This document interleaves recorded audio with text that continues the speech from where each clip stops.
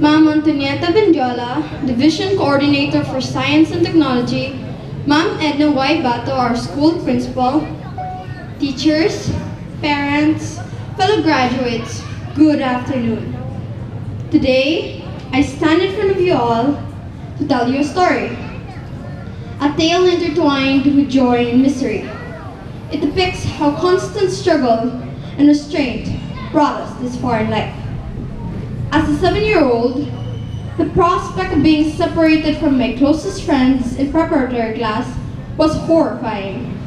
I cried for days, but I knew I had no choice. Back then, for me, Science LM was just some ordinary school with an ordinary curriculum. But I was then proven wrong, because it turned out that this school is not only one of the most academically proficient in the city, but it was also the beacon of hope and inspiration of many youths out there who are thirsty for success. Upon entering the classroom for the very first time, I was nervous. I found myself surrounded by complete strangers who seemed to know each other very well. Grade 1 was a very memorable year for us. We had some humorous moments which include the Don't Friend Trend, meatballs, and our petty arguments. Who knew next year I would hunt for insects and lizards, sing Silent Night in an extremely horrible way, and be a fan of 19th century pop music. Second grade was also the golden age of stories, or so I call it.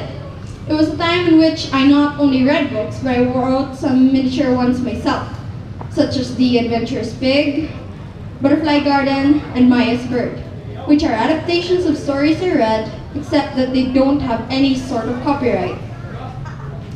As the years gone by, the tests grew more and more in difficulty, but not less and less the fun. Somewhere in third grade, I achieved the highest grade in math that I would ever get.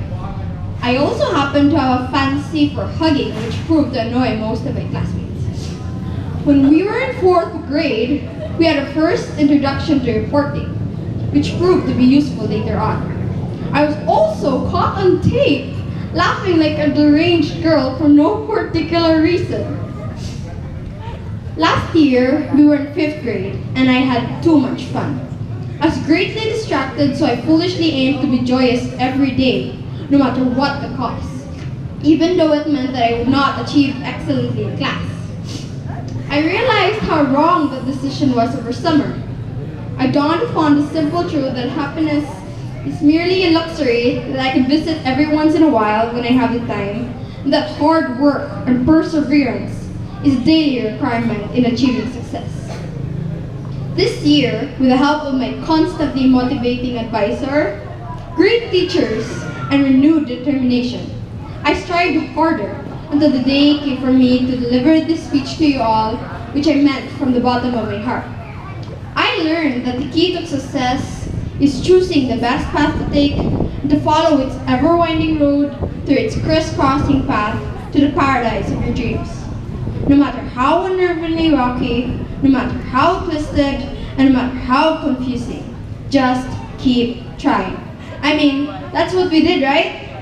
Every day we went on and on, in spite of how many times life has knocked us down hard.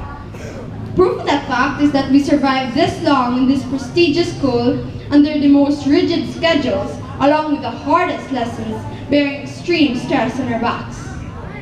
We were tired, we were desperate, and we were afraid, but we weren't on our own. We were constantly motivated by our caring teachers, to whom we owe our success today. We were assisted by our treasured parents and friends who told us to hold on and try harder.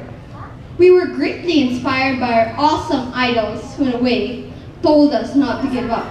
But despite all that, the individual who deserves the most praise above all is no other than the Holy Lord God Himself. Without Him, we wouldn't have the fortune of being here today. In fact, we wouldn't even be alive this day if it weren't for Him. He still continues to shower us with endless blessings, even though at times we seem ungrateful and mean. Why? It is simply because He loves us. when life gets too hard to take and the world seems unjust. Just remember that there is a Lord above watching our every move as He watches us grow into better individuals. I'd like to thank, on behalf of all of us, our great teachers who haven't given up on teaching us despite how annoying, noisy, and generally upsetting we can be. Teacher Emily, thank you for being a great advisor to us. And thank you also for caring to learn the little things that trouble us. Teacher Judy, thank you for being the most awesome math teacher ever. Teacher Neffy, thank you for rendering your assistance when we needed it the most. Teacher John, thank you for making difficult subjects a little easier by adding a little bit more humor. Teacher Miriam, thank you for being fun in teaching. Oh my gosh. Oh my god. Teacher Jo, thank you for being humorous and making us laugh at times. Teacher G, thank you for inspiring me to write more stories. Teacher Junpearl, thank you for improving my character. To all the principals who headed the school, especially to our current school head, Ma'am Edna, thank you for being a loving mother to the entire Wes's family. I am utmost grateful to my family for supporting me and for helping me withstand the trials of elementary school life. I would also like to thank all those who helped me achieve this award. I wouldn't be here if it weren't for you. This may be the end of my speech, but this is not the end of the day and certainly not the end of our lives. This is merely the beginning of a new chapter which we should greet with a smile. I know I'm supposed to wish you all the best of luck, but I don't believe in luck. So instead, I will do something better. I pray that the Lord may bless you for the days to come. Don't forget that the end of chapter 1 is the beginning of chapter 2. Thank you and congratulations.